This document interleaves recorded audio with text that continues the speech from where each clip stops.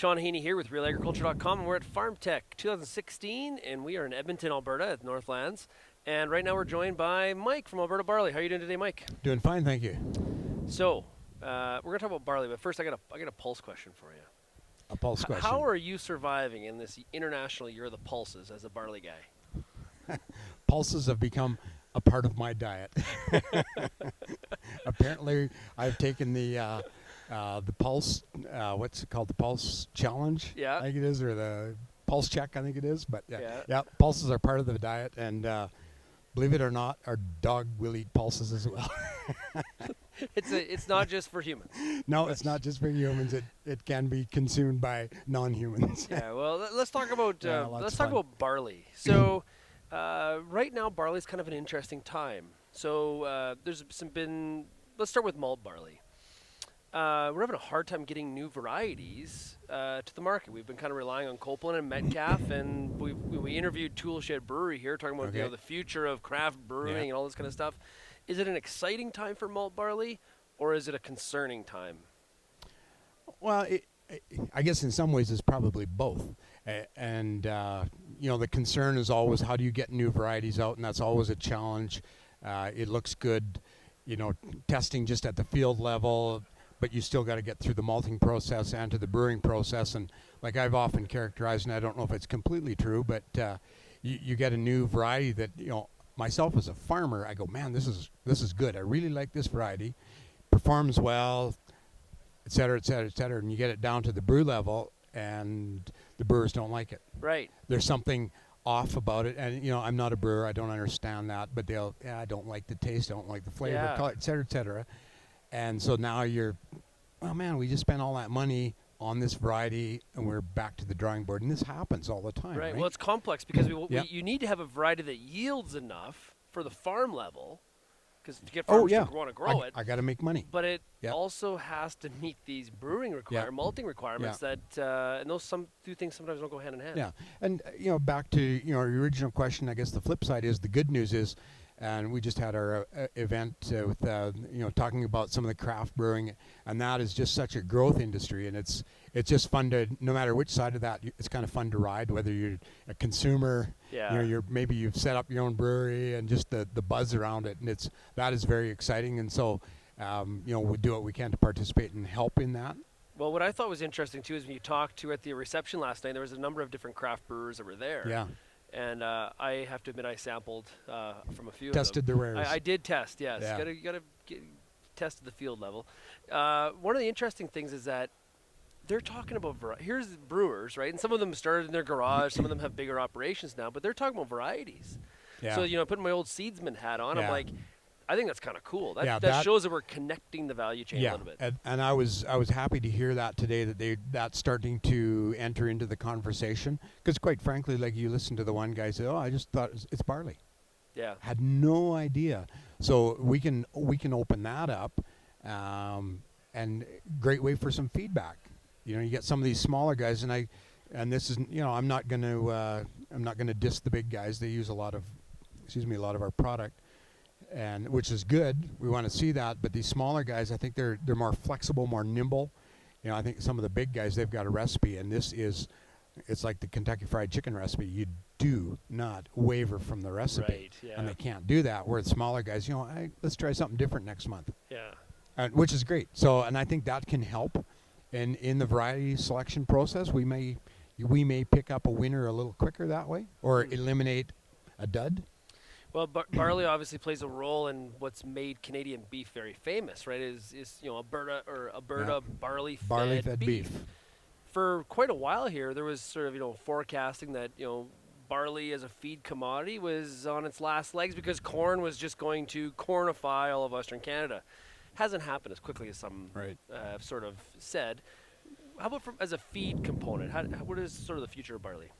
A feed component? Yeah, just being as feed barley. Yeah. I don't think, I guess to quote, I think it was Mark Twain, my demise has been, sorry. Yeah. Not over-exaggerated, but it's my, don't write me off yet kind of thing, right? And, we grow good quality barley. We can grow lots of it given the right conditions. As long as we, and this is, I guess, kind of goes down another trail. Obviously, we're an exporting country, so we have to have the ability, and maybe we don't export a lot of barley as barley, but we sure export a lot of barley as meat, right? Yes. In a different form. So that side of it, if corn comes in, fine. Not to say that I want to see corn take over, and I'm not suggesting it would take over the barley market, but we're always growing new crops, but that's not the focus. The focus more on the barley, and I think if we can continue working on varieties, good varieties, and keep us competitive, and back to the original comment about I got to make money. I can make money at it. I know how to do it. We got the history behind it. We can continue to do that. So it'll take quite a switch to get us off of that. Well, it's interesting when you travel to the U.S. then you see yellow fat compared to the barley, which is white fat, right? And it seems more. It's funny when you see the differences. It catches your eye. Do you think we market enough as Alberta barley fed? Do you think that we could do more from a consumer standpoint to market it that way? I mean, I guess we're always proud of our, what we have in Alberta. I mean, look at our logo, and I know for Alberta barley we have the mountains in the backdrop. So it's a wonderful marketing tool. I think they're the iconic Rockies, the prairies, et cetera, and we have a good product. And of course, you ask anybody that's in the beef industry that produces beef in this country or in this province, especially, it's like they turn their nose up at corn-fed beef, right? Right. So we understand that, and I guess that is subjective, but I think as far as marketing Alberta, and I think that's always a challenge. We can do that in a relatively localized area, but if you want to market Alberta into Europe, the question will probably be, where is Alberta? Oh, right. So then you have to, I think you probably are better off focusing on a Canadian brand. But there's nothing to be ashamed of what we have in this province, and I think that's a good news story. So I don't see why that can't be continued to be focused on and marketed. So we've talked about malt, we've talked about feed, but there's this other side of barley that a lot of meetings like Farmtech or others, where we talk about this sort of blue sky, which is food barley. Food barley, yes. Is that possible? Because we've been talking about it for quite a while. From the standpoint of Alberta Barley Commission, I characterize it as a rock that we looked under. We felt it was something we do want to promote, and we'd love to see that get into. If I can see you have a quarter cup of barley in your diet on a daily basis, and you do a little math, in Canadian families, that's a market. And that's obviously a challenge. Now there are health benefits to barley. We've proven that, and we know that, and there's certain things you can do with barley.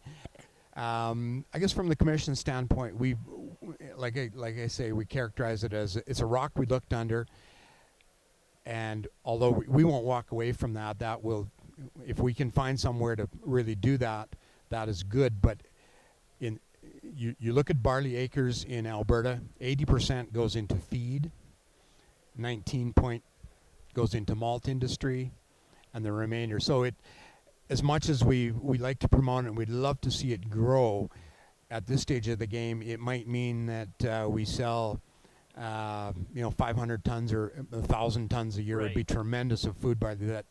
That may sound like a large number, but realistically, that's a small number. Yeah, so Dr. Nancy Ames, right? Yes, yeah, so she does a lot of work in this area in Winnipeg. Yeah. And there's her and there's others. What does something need to change specifically for it to be not 0.5%, but it to be 5%? I think that if you can give me the answer for that, if you can crack that nut for us. Well, it just so happens here. It just so happens, yeah. If you can crack that nut for us. And this is what we've often looked at is how do we get like a PepsiCo, a Unilever, or whoever into a really, somebody that's got some maybe clout's not the word, but some real critical mass, so we can go mainstream with this. Somebody that will include it as an ingredient. I think then you can get some traction. But we do. There is barley flours available. You can find it, and I think I shouldn't quote the stores. I'm, in case I get one of them wrong or something. But at the end of the day, that doesn't mean, like I said earlier, 500 tons, 1,000 tons. That's such an insignificant amount. So yeah, it is a challenge. How do we get that to? I mean, you look at how much wheat is used. It's a huge amount of wheat that we do. Although we export a lot, we consume a lot. Yes, for You know, sure. it's bread, it's whatever, pastas, et cetera, et cetera. So that's a big component. But how do you get? Yeah, it's a nut to crack for sure. Yeah. So one of the issues with from a production standpoint with barley is with a lot of crops you look for that next step in yield. Are we making gains in terms of increasing barley yield, in terms of funding going into research, and where does that stand from Alberta Barley standpoint?